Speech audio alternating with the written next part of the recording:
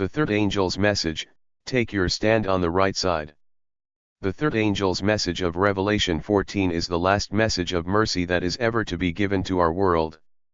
God's messengers, empowered with the Holy Spirit, will proclaim the Lord's solemn and sacred message of warning to all the world. To everyone will be given the last call to the marriage supper of the Lamb. The warfare against God's law will continue until the end of time. Every human being will be tested. All will be called to choose between the law of God and the laws of people. There will be but two classes. Everyone will take a stand. Thus all will show whether they have chosen the side of loyalty to God or of rebellion. We are nearing the time of Christ's second advent. It is when he will take his ransomed ones to their eternal home. Then the end will come. God will vindicate his law and deliver his people. I dare not keep silent longer, lest the blood of your souls be found in my garments. For, behold, the day cometh, that shall burn as an oven, and all the proud, yea, and all that do wickedly, shall be stubble, and the day that cometh shall burn them up, saith the Lord of hosts, that it shall leave them neither root nor branch. Malachi 4 verse 1. Satan the root, and his followers the branches. This is not an act of arbitrary power on the part of God. He is the source of life. When one chooses the service of sin, he or she separates from God, and thus cuts themselves off from life. The first and second messages were given in 1843 and 1844. And I saw another angel fly in the midst of heaven, having the everlasting gospel to preach unto them that dwell on the earth, and to every nation, and kindred, and tongue, and people, saying with a loud voice, Fear God, and give glory to him, for the hour of his judgment is come, and worship him that made heaven, and earth, and the sea, and the fountains of waters. And there followed another angel, saying, Babylon is fallen, that great city, because she made all nations drink of the wine of the wrath of her fornication. Revelation 14 verses 6 through 8. The ministration of Christ in the most holy place began at the termination of the 2,300 prophetic days in 1844. To this time applies the following verse. The temple of God was opened in heaven, and there was seen in his temple the ark of his testament. Revelation 11 verse 19. The ark of God's testament is in the second compartment of the heavenly sanctuary. The seekers for truth found the fourth commandment. Remember the Sabbath day, to keep it holy. 6 days shalt thou labor, and do all thy work, but the seventh day is the Sabbath of the Lord thy God, in it thou shalt not do any work, thou, nor thy son, nor thy daughter, thy manservant, nor thy maidservant, nor thy cattle, nor thy stranger that is within thy gates, for in 6 days the Lord made heaven and earth, the sea, and all that in them is, and rested the seventh day, wherefore the Lord blessed the Sabbath day, and hallowed it. Exodus 20 verses 8 through 11. Thus as Christ had opened the door, or ministration, of the most holy place, the fourth commandment was shown to be included in the law within the ark. Behold, I have set before thee an open door, and no man can shut it. Revelation 3 verse 8. This is the light that was shining from that open door of the sanctuary in heaven. Thus the truths brought to view in the third angel's message, under the proclamation we are now were. The mediation of Christ in most holy place and eternity of the law. The third angel's message is the message for this time. The angel declares, Here are they that keep the commandments of God, and the faith of Jesus. Revelation 14 verse 12. This statement is preceded by a solemn and fearful warning. And the third angel followed them, saying with a loud voice, If any man worship the beast and his image, and receive his mark in his forehead, or in his hand, the same shall drink of the wine of the wrath of God, which is poured out without mixture into the cup of his indignation, and he shall be tormented with fire and brimstone in the presence of the holy angels, and in the presence of the Lamb. And the smoke of their torment ascendeth up for ever and ever, and they have no rest day nor night, who worship the beast and his image, and whosoever receiveth the mark of his name. Revelation 14 verses 9 through 11.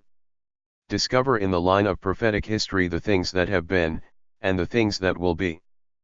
Find out the interpretation of the third angel's message, terms and symbols employed in order to understand this message.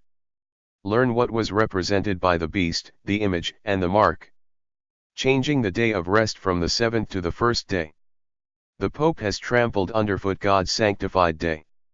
On his own authority he put in its place one of the 6 laboring days. The whole world has followed after the beast. Thus every week they rob God of his holy time. The Pope has made a breach in the holy law of God. Thus the Pope has exalted himself above God, in seeking to change his immutable precepts of holiness, justice, and goodness. Soon the inhabitants of the world are to be arraigned before the judgment seat of God, to answer for the deeds done in the body. Blow ye the trumpet in Zion, and sound an alarm in my holy mountain, let all the inhabitants of the land tremble, for the day of the Lord cometh, for it is nigh at hand. Joel 2 verse 1. The true gospel of the Son of God must be lifted from the obscurity of men's traditions and errors. The commandment of God that has been almost universally made void, is the testing truth for this time. Blessed is the man that doth this, and the Son of Man that layeth hold on it, that keepeth the Sabbath from polluting it, and keepeth his hand from doing any evil. Isaiah 56 verse 2. The Sabbath is a sign between God and his people forever. And hallow my Sabbaths, and they shall be a sign between me and you, that ye may know that I am the Lord your God. Ezekiel 20 verse 20. Moreover also I gave them my Sabbaths, to be a sign between me and them, that they might know that I am the Lord that sanctify them.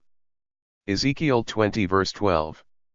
It is a sign between me and the children of Israel forever, for in 6 days the Lord made heaven and earth, and on the 7th day he rested, and was refreshed. Exodus 31 verse 17.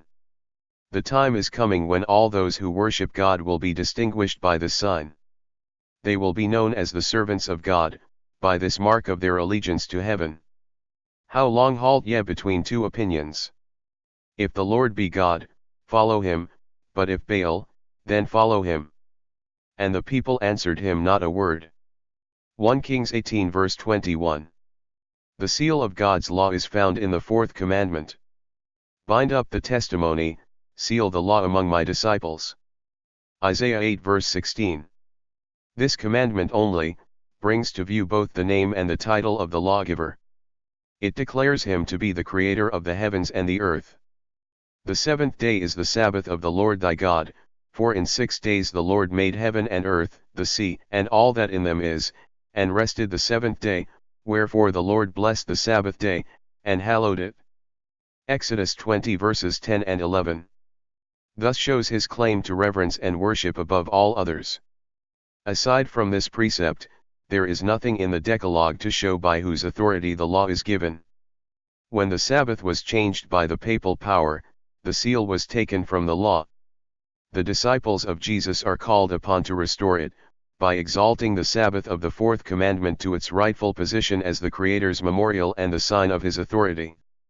To the law and to the testimony. The law of God is the one unerring standard to which all opinions, doctrines, and theories are to be brought. If they speak not according to this word, it is because there is no light in them. Isaiah 8 verse 20. The truth of God will not turn into a lie. Nevertheless the foundation of God standeth sure, having this seal, the Lord knoweth them that are his. 2 Timothy 2 verse 19. The faith and feelings of men may change. The truth of God will never change. The third angel's message is infallible. It is the last message of warning, and mercy is to go to every nation and kindred and tongue, Revelation 14 verses 6 through 14, to take out of them a people for his name, Acts 15 verse 14. And the earth shall be lightened with his glory. Revelation 18 verse 1. Thus the last message of warning and mercy will lighten the whole earth with its glory. It is to reach all classes of humanity. Go out into the highways and hedges, and compel them to come in, that my house may be filled. Luke 14 verse 23. Rejecting the warnings which God in mercy sends. A message was sent from heaven to the world in Noah's day. Their salvation depended upon the manner in which they treated that message. Because they rejected the warning, the Spirit of God was withdrawn from the sinful race. Thus they perished in the waters of the flood. In the time of Abraham, mercy ceased to plead with the guilty inhabitants of Sodom, and all but Lot with his wife and 2 daughters were consumed by the fire sent down from heaven. So in the days of Christ, the Son of God declared to the unbelieving Jews of that generation, "Your house is left unto you desolate." Matthew 23 verse 38. In the last days God declares to those who received not the love of the truth that, they might be saved.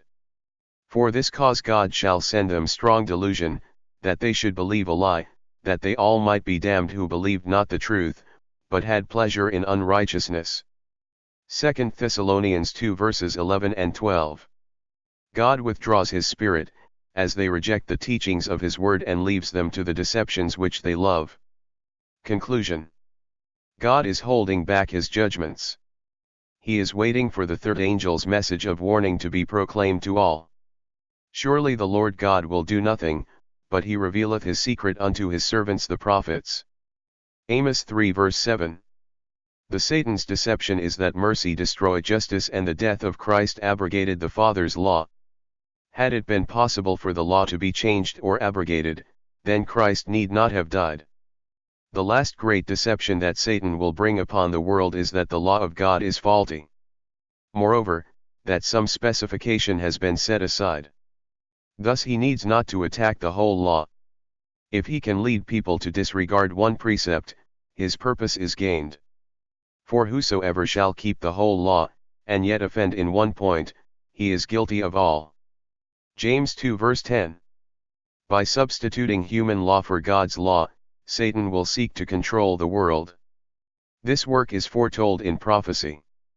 Of the great apostate power which is the representative of Satan, it is declared, "He shall speak great words against the Most High, and shall wear out the saints of the Most High, and think to change times and laws, and they shall be given into his hand." Daniel 7 verse 25. All of the above tends to bear a message of warning that is to test the world and prepare a people for the great day of the Lord. There are many who have not yet heard the testing truths for this time. For further study. Third angel's message terms and symbols. In short, is it for us to know what this means?